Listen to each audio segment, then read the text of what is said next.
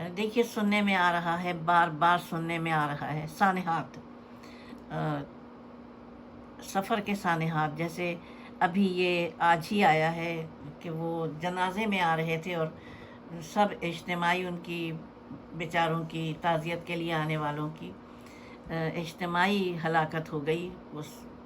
और अफ़सोस के अलावा क्या किया जा सकता है। लेकिन घर से चलते वक्त दुआए सफ़र पढ़ ली जाए और सूरह यासीन की तिलावत घर से निकलने से पहले कर ली जाए तो सफ़र की मकरूहात दूर हो जाती हैं। आपको याद होगा कि एक शादी में करके दूल्हा दुल्हन को लेके आ रहे थे बारात वाले, तो वो एक जगह एक्सीडेंट हुआ, मुझे इस वक्त याद नहीं आ रहा है नाम, कहाँ था वो, कलर कहार। वहाँ पे बस की ढलान उतरते हुए, बस पहाड़ की ढलान उतरते हुए वो हादसे का शिकार हुई।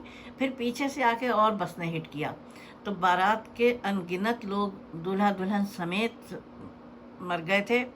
वो आपको याद भी होगा, खुदा रहम करे।